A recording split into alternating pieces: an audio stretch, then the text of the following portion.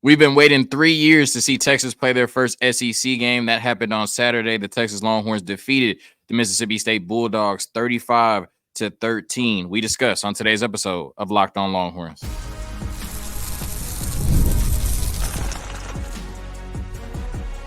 You are Locked On Longhorns, your daily podcast on the Texas Longhorns. Part of the Locked On Podcast Network, your team every day. Locked On Longhorns, the show. Jonathan Davis, your host. Today's episode of Locked On Longhorns brought to you by FanDuel. Place your first $5 bet and you'll get started with $200 in bonus bets guaranteed. Visit FanDuel.com to get started. You know what day it is. It's Monday, which means Tony Monk from Spot on Sports joining the show once again. In the first segment, Mississippi State game reactions from me and Tony, our biggest takeaways from what we saw this past Saturday. In the second segment, the players of the game, the units of the game, who stood out to us in this matchup, the first SEC matchup for the Texas Longhorns. And then in the last segment, it might not necessarily be about Texas, but there's certainly some implications there. The Georgia and Alabama game, hyped up as the best game of the year, it did not disappoint for sure. It was some fireworks on Saturday night in Tuscaloosa. All of that and more on today's episode of Locked On Longhorns, part of the Locked On Podcast Network, your team every day. So once again, in 2021, we got the news that Texas and Oklahoma would be joining the SEC. We thought it would be in 2025, got the early exit, was able to go to the SEC in 2024, and now we are here. The much anticipated debut game for the Texas Longhorns in the SEC happened this past Saturday against Mississippi State. Texas did not cover the lofty 37.5-point spread, but what matters the most is you get a win, and they won the game 35-13. So here are my takeaways from the game. The first takeaway, and how fitting is it that the first SEC game for the Texas Longhorns is started by a Manning, right? Like, just how fitted is that? You know what I mean? It's poetic, right? Speaking of Arch Manning, my first takeaway is his deep ball is insane. Like, his deep ball, we already know, Arch Manning is an NFL prospect, right? His deep ball is NFL ready. Like, I'm talking about every time he throws it deep, right? It's not in the catch radius. He's not giving the wide receiver a chance. He's not putting it to where they can make a play on the ball. He is dropping it in the bucket every single time. Like, whether he's under pressure, whether he's getting hit, whether he has to move in the pocket, he is dropping that ball in the bucket every single time. And we've seen a large enough sample size now to know that he has it. When it comes to that deep ball, he has it. You're talking about last week, the 56-yarder to Isaiah Bond, the long pass to Silas Bolden that ended up getting called back, the long one to Matthew Golden. This week, the one that Jonte Cook dropped. I mean, oh my God. I mean, like, he couldn't have walked down the field and placed it in his hands any better. You know what I mean? You know what Shannon Sharp used to say, walk it to him Wentz? You know what I'm saying? That was walk it to him Arch. You know what I'm saying on that one? I mean, that was a handoff that Jonte Cook dropped. Oh my Lord. You had the crossing route to Jonte Cook, perfect ball. The ball on the sideline to DeAndre Moore where he stepped out, perfect ball. The deep ball where he gets smacked and throws it to DeAndre Moore down the field for the touchdown, perfect. I mean, I have not seen a deep ball from Arch Manning yet that was not damn near directly in the bucket. I mean, we're talking about these are NFL throws right on the money.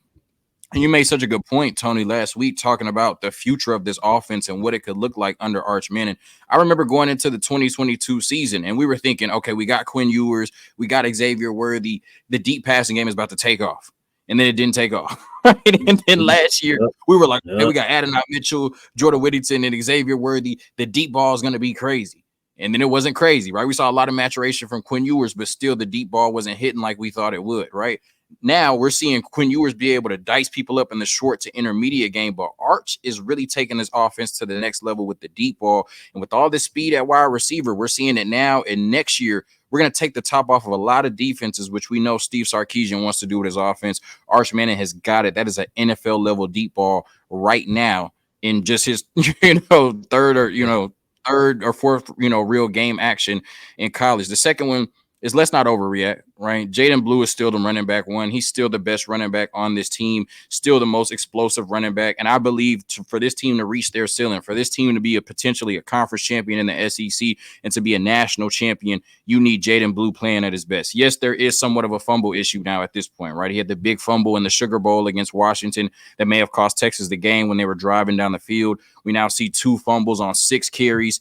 against Mississippi State, which is bad. And essentially, he was in the doghouse and bench for the rest of the game because of that. So there could be a fumble issue, and obviously, you have to take care of the ball to win some of the bigger games in the SEC. But like I said, Jaydon Blue is still the best running back on the team. He is your most explosive player at that position, one of the most explosive players on this offense, one of the fastest players in the country. You can do so much with him, giving him the ball in the backfield and then throwing the ball to him out wide. You get him in space. It's a nightmare to bring him down. So, yes, he had a bad game on Saturday. He did have 2 fumbles, but that does not mean that Trey Wisner or Jarrett Gibson should get more touches at the running back position than Jaydon Blue. He is the best running back on this team. He just had a bad game. And I believe for Texas to reach their ceiling, we need to feed Jaydon Blue. We just saw the week before 25 touches for 120 yards, right? He's a lot closer to what he was last week than what he was on Saturday. He just had a bad game. He's still running back 1. Let's not overreact, Longhorn Nation.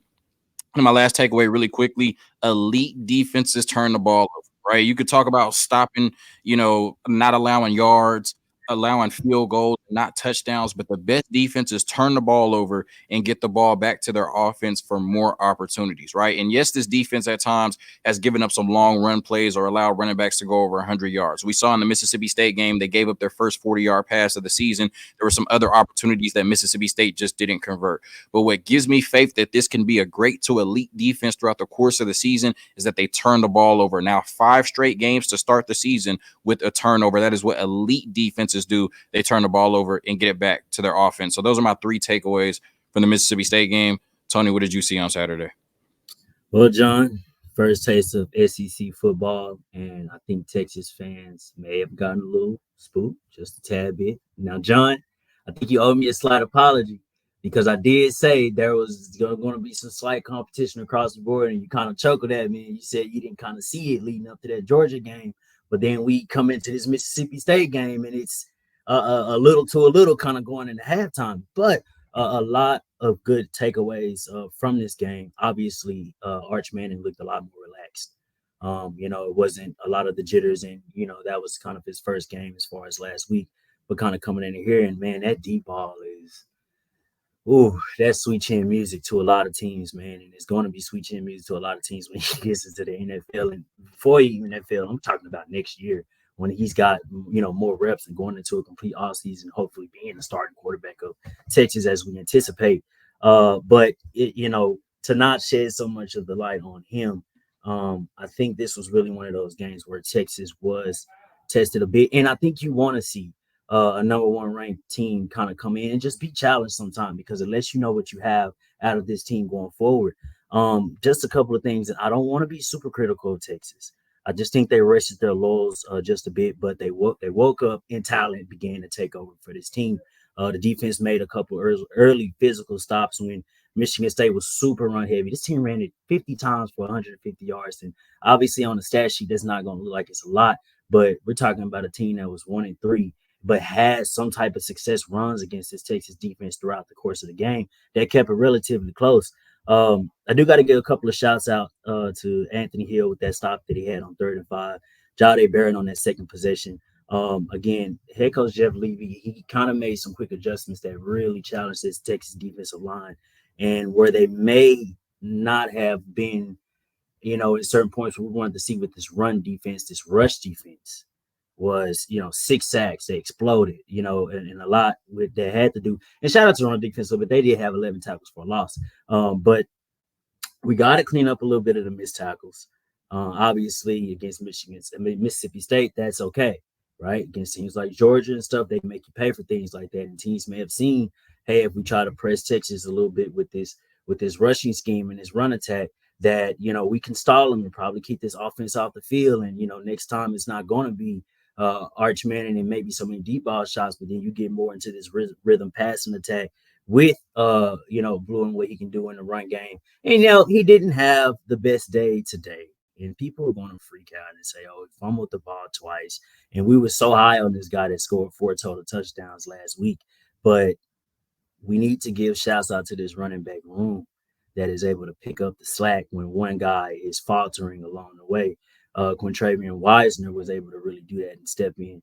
Gibson had some key runs for the little bit of the bulk of the carries that he had.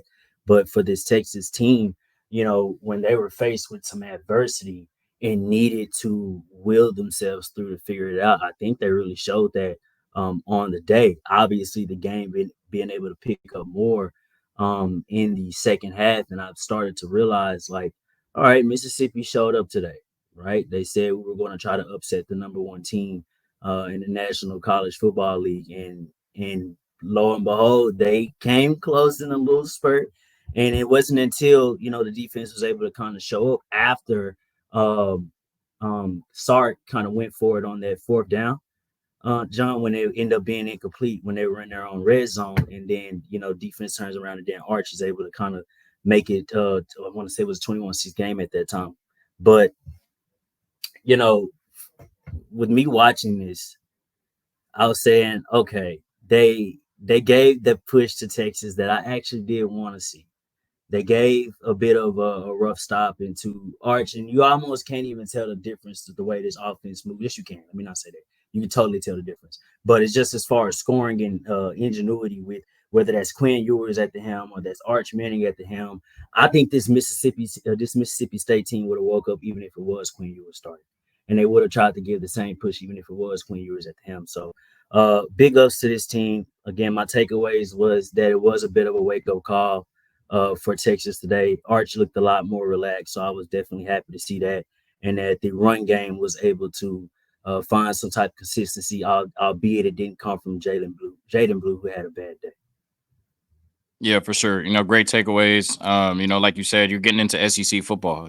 Whether it's a team that's 1-3, a team that's 3-1. You're facing a lot of blue chip athletes, and a team that is coming there with some attitude, and a team that's coming there is not just going to lay down. Vegas thought they would with the spread being 37.5, and like you said, that was a 7-6 football game. You know what I mean? And Mississippi State, I never felt like they could win it, but like you said, they certainly scared Texas a little bit. You know what I mean? And hopefully it'll be better for it going through the rest of the season. A quick word from our sponsors, and then we get into some of the players of the game, the units of the game, who really stood out in the first SEC matchup for the Texas Longhorns this Saturday. All right, today's episode of Locked On Longhorns brought to you by FanDuel. Hey, NFL fans, you can start the season with a big return on FanDuel, America's #1 sportsbook. So when you get a hunch in the middle of the game, you can check out the latest stats, view live play-by-play, and so much more on the same page where you place your bets. You'll get started with $200 in bonus bets guaranteed when you place your first $5 bet. That's FanDuel.com. Place your bets today.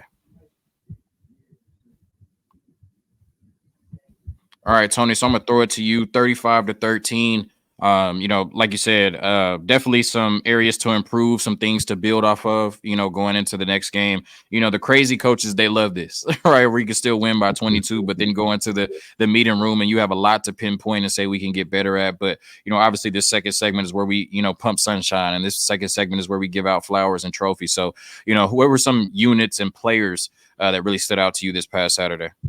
I don't have a long list here, John, but I got Contrarian Wise now obviously stepping up for Jaydon Blue when he didn't have, a fantastic day running the ball. 13 carries, 88 yards, average over 6 yards a carry. Really kind of helped Texas really settle in, especially in the second half, to really get that passing game rolling as well. Colin Simmons, that true freshman, man, he's getting nastier and nastier every week. And a lot of that has to do with the fact that he played more snaps this week than he had in any previous game. 41 of the 75 defensive snaps. That's over 50% this time for Colin. Obviously, being able to come out the edge, got him a sack. He was super disruptive. I got the D line, 6 sacks on the total of that day between the linebacker room and the D line. Excuse me. I thought the defensive line looked. Obviously, I speak on how they come by committee right after losing 2 NFL guys last year, but these guys are showing up every single week. They've been disruptive. Rush defense was all over the place. Again, just super high impact guys there. So shout out to them, Colin Simmons and Trey Watson. Those are my guys, my players of the game. Yeah, for sure. Just talking about this true freshman class period. I know we'll talk about it, a little bit next segment with Ryan Williams. My God, but I can't remember the last time that just a true freshman class just came out and just had this many playmakers. I mean, right away. Obviously there's good players in every class. I mean, there's so many of them. But I mean, you talk about Colin Simmons, who's leading, now the number 2 team in the country in sacks, and he's just been a monster, getting better every week. Such a gem you gave us right there with 41 out of 75 defensive snaps, because it did feel like he was on the field a lot. We saw Ryan Williams. I mean, just put the dagger in the Georgia Bulldogs after taking the lead, coming back from 28-0. I mean, 17 years old, out there in No, the that's biggest crazy, games man. in college That's football, making plays like that. I mean, oh my God. We see Jeremiah Smith at Ohio State making one-handed catches. Their number 1 wide receiver, true freshman. Like Ryan Wingo, what he's done at the University of Texas. Jared Gibson, what he's done at the University of Texas. Like, when is the last time we've seen kids just directly out of high school, this many, have their imprint this much on so many big games? You know what I mean? Like, that's just crazy to me. So shout out to Colin, for sure. I want to give a shout out to the offensive line. Now, this isn't going to be all roses, because they got to clean up the penalties, right? They already coming into the game had a bunch of holdings, a bunch of false starts. And then we saw in this game, I think 5 penalties from the offensive line alone. And then I think 2 from Gunnar Helm, and then another one from DeAndre Moore, another wide receiver. So I think like 8 penalties on the offense total, but 5 of them came from the offensive line, false starts and snap infractions. Look, you can get away with that against Mississippi State. You're not going to get away with that against, Oklahoma's and Georgia's in those tight games where that stalls out drives and forces field goals instead of touchdowns. So offensive line is going to have to get it together. But I'd be remiss to not talk about how well they blocked in this game, right? You talked about the running game. I mean, just opening it up holes. Trey Wisner's longest carry of the year, 38 yards. Coming into this game, he was averaging 3.8 yards per carry. In this game, over 6 yards a carry. They did such a good job of opening up holes for him and Jaydon Blue, who's averaging 6 yards a carry before he was benched and put in the doghouse because he fumbled twice, right? But then you want to talk about what they did in terms of the pass blocking. And we saw last week in Arch Manning's first start, a lot of locking on the one read, a lot of not getting through his progressions, right? This week, he did such a good job of getting through his progressions. But why was he able to get through his progressions? Because the offensive line gave him time to get through his progressions. I mean, I just noticed that off rip did such a good job blocking in this game. Outside of the penalties, I thought they were phenomenal. And Pro Football Focus thought the same thing. I don't know how this works. I don't know what their formula is, but I'm just going to read it to you. So Texas had a 96.7 pass blocking grade from Pro Football Focus. Yet none of the players had a 96.7 pass blocking grade. I don't know how that works. You know what I'm saying? But we're going to roll with it, right? So Texas as a whole had a 96.7 pass blocking grade. Individual grades: Kelvin Banks, 88.1, elite. Hayden Connor, 86.4, elite. Cam Williams, 84.8, elite. Jake Majors, 83.8, elite. DJ Campbell, 83.7, elite. And then Cole Hudson, 82.8. So I don't know how that equals up to 96.7, but nonetheless, the eye test matched what Pro Football Focus said with the grades. This offensive line, outside of the penalties, was exceptional this past Saturday. DeAndre Moore, right? We talk about this, wide receiver room, and, we had 6 guys that were making plays at a high level, right, coming into the season, or 6 guys that could make plays at a high level. And I felt like, up until this week, all of them had their moment, but DeAndre Moore. He had the big touchdown in the Michigan game that was called back. So he really hadn't had that big moment like the rest of the wide receivers on the team. It certainly came this week with Arch Manning. First, he had the big play on the sidelines where he was a couple feet away from scoring a touchdown, had the big deep ball where Arch got hit right in the bucket, catches that ball, scores a touchdown. Ultimately, 4 catches for 103 yards and 2 touchdowns, and he was a couple feet away from having 3 touchdowns. So DeAndre Moore, just such a great guy, California kid, originally committed to Louisville, ends up coming to the University of Texas, really doesn't get any opportunity last year, expects to be a big part of the rotation this year. Then we bring in 3 transfers, but he finally got his big moment this past Saturday. And then some elite touchdown celebrations, right? He had the fake hammy pool, you know what I'm saying? And then going into the dance, he had the, belt to ass touchdown celebration after the other one, you know what I'm saying? Like, he really had some elite touchdowns. He was waiting to get in the end zone. He had some elite touchdown celebrations. Isaiah Bond, right? What you want to see from a number 1 wide receiver. It wasn't a flashy performance, right? It wasn't a sexy performance. But you look up at the end of the day, he has 100 yards from scrimmage, 4 catches for 74 yards, and then the dagger on Mississippi State. It was already over at that point, but we're going to call it a dagger for, dramatic purposes. The 26-yard rushing touchdown. He's done such a good job of just, supplementing this run game with his explosiveness. Like I said, Isaiah Bond, just a workman's day at the office, right? You know what I mean? Coming in 100 yards from scrimmage, and you look up and you be like, damn, like, when did he get 100 yards? But he's just a playmaker, tough after the catch, speed, athleticism, quickness, making tough catches, really being available to Arch Manning and Quinn Ewers. I really love what he's brought to this offense this year.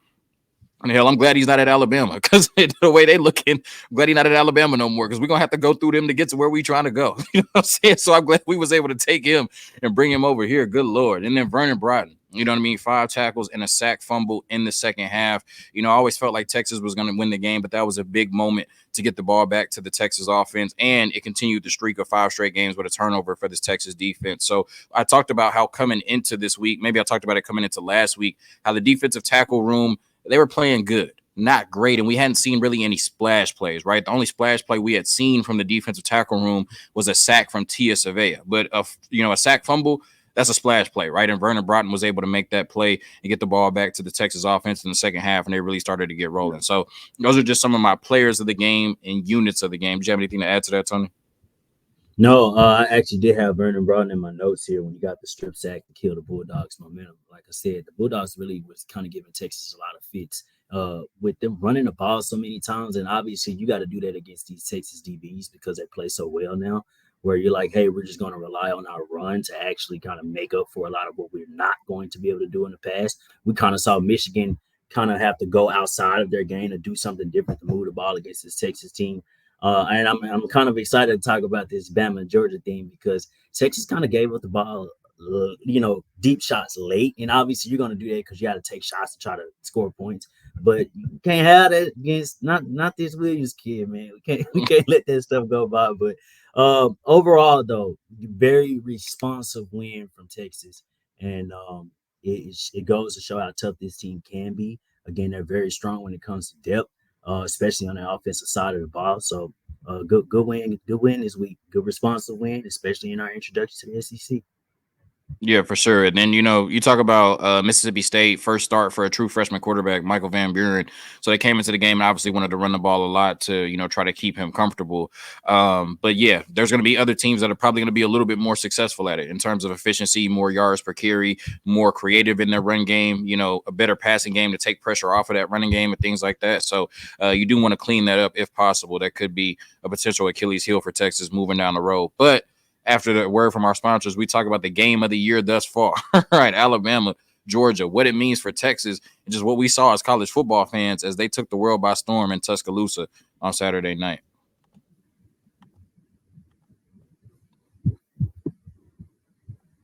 All right, today's episode of Locked On Longhorns also brought to you by Gametime. Gametime has a new feature called Gametime Picks that makes getting tickets for your favorite live events even easier. Gametime Picks filters out the fluff to show you only incredible deals on great seats so you don't have to waste time searching through thousands of tickets. Right, use the app features listed and customize your spot and the Okay, I shouldn't have read that. Look, we're talking about Gametime Picks once again.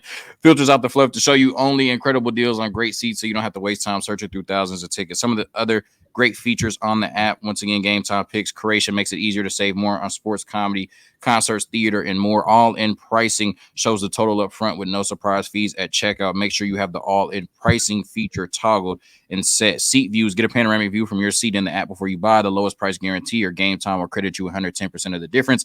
Gametime ticket coverage. Your purchase is covered with the most flexible customer service policy in the ticketing industry. Take the guesswork out of buying tickets with Gametime. Download the Gametime app, create an account, and use code LOCKEDONCollege for $20 off your first purchase. Terms apply. Again, create an account and redeem code LOCKEDONCollege for $20 off. Download Gametime today. What time is it? It's Gametime. All right. So what an electric game on Saturday night.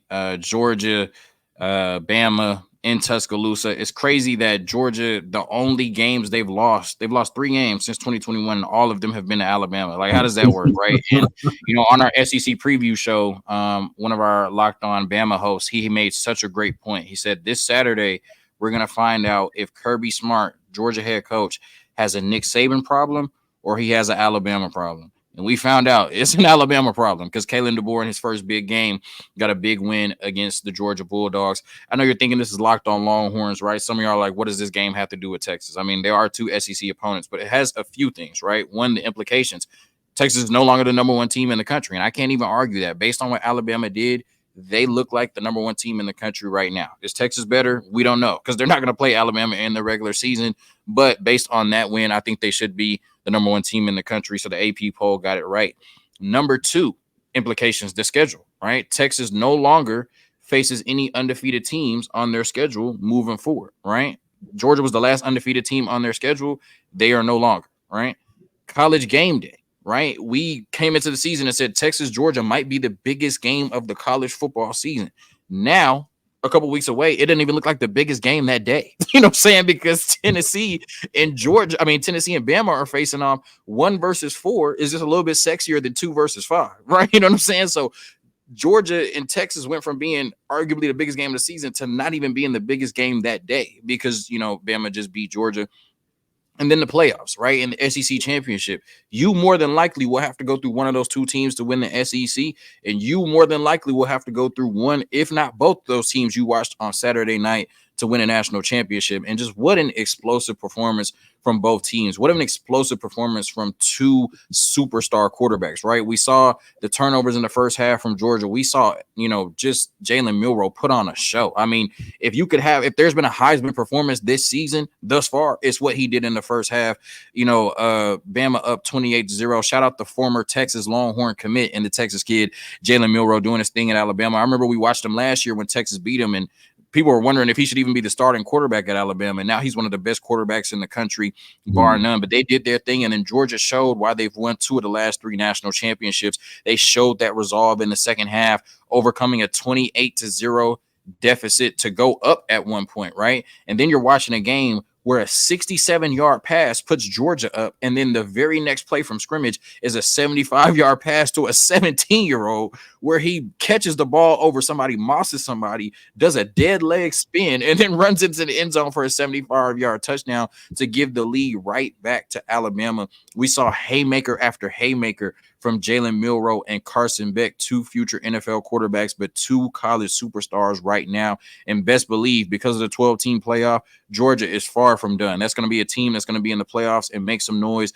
And Bama, rightfully so, looks like the number 1 team in the country. So you talk about college football. You talk about the pageantry of it. Tuscaloosa, under the lights. You talk about a star being born in a 17-year-old and Ryan Williams, right? You talk about the entire country locked into one of the best games you'll see, NFL or college. It was just magic on Saturday night, and I loved every second of it. What did you think, Tony? It was crazy that all the way up until this week, Texas, hands down, looked like the best team in the nation. And then we saw 2 teams have to really lay it on the line when it mattered. And Texas goes out and struggles against Mississippi State in the first half. And all of a sudden, Bama's number 1. Georgia still showed that they can keep up regardless of how they look week in and week out. And Texas no longer looks like the best team in the nation. So I love how football is such a week-to-week league.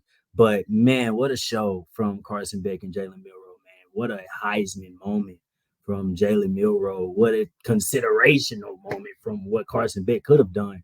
And 2 teams that showed that this is what Texas is going to have to go through if they are going to be lifting up the trophy at the end of the year. And whether it's one or the other, I think it's going to be both of them, because you still have to show something against Georgia when it's your time to be able to face them. And then you realize, even when Georgia seems buried, Carson Beck is going to rise and start making plays, and he's going to pull this team out of large deficits if you do not put them away. And it's so funny because, John, you texted me earlier, you asked me if I had watched the game, and I said, I saw the second half, but here's the thing.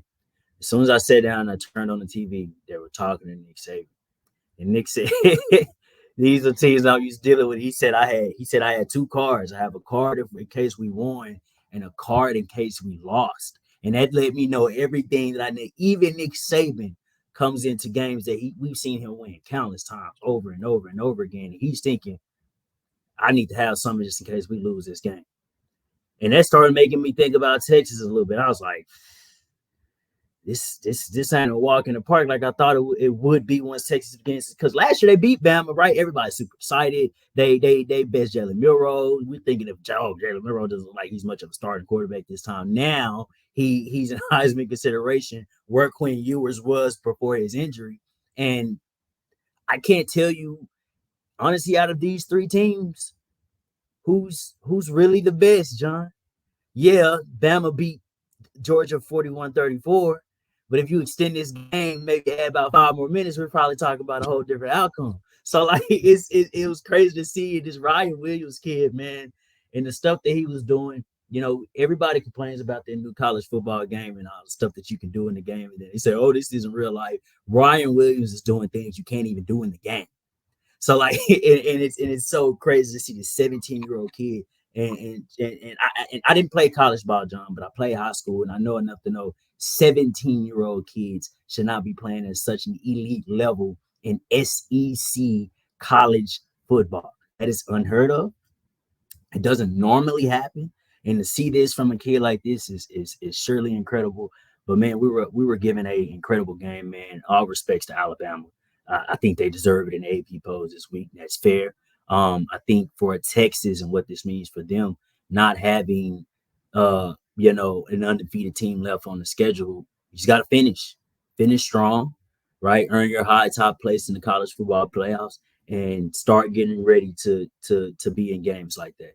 Start getting ready to possibly have to keep Georgia down and get ready for Carson Beck to make elite plays against you. Start getting ready to see this kid named Jalen Milroe that's going to be coming at you in the playoffs, and is going to be the difference between a trophy and immortality is going to be him, right? and what Quinn Ewers is going to be able to do to prove himself against other elite quarterbacks such as this. So huge game, man. Huge implications. And it's also good that teams can actually play these type of games and it doesn't write them out totally in the playoffs, like since we're in that 12-team bracket now. So that's really exciting to see. It allows for more football to happen, high-level football without the heavy implications and restrictions of losing. So really big moments, man, really big moments. And I'm excited to see how Texas is going to be able to handle all this when it's their time. Yeah, for sure. It felt good to, watch a game like that and not have Texas be in it, right? Not have the anxiety of like, oh my God, I'm a Texas fan. And, it sounds corny, especially when we're in the Big 12. It sounded so corny when they say, the SEC, it just means more. You watch a game like that on Saturday night and you can't argue, right? It just means more in the SEC. John, I want to say this, like I'm big on this when it comes to the NFL. Like you said this when we got into this segment is, oh, what does this have to do with Texas? Like real fans, real football savants too. You watch other teams, right? You watch other teams to see what they're doing. That way you're not looking surprised when it's your turn to have to play them. And you're like, well, I didn't know they did these things all season. And, well, yes, they have. And you kind of saw that if you was really watching that Bama and Georgia game. So Texas fans, stay locked in around the league. Keep watching other teams. And you'll start learning a thing or two about what Texas will need to do when it's time. Yeah, for sure. So good win on Saturday. Moving forward, we know what the next game is. We got a couple weeks. But Red River, right? Got to take care of a somewhat feisty Oklahoma team, and then we get our chance against Georgia like Jalen Milroe and Alabama did on Saturday night. Welcome. Peace.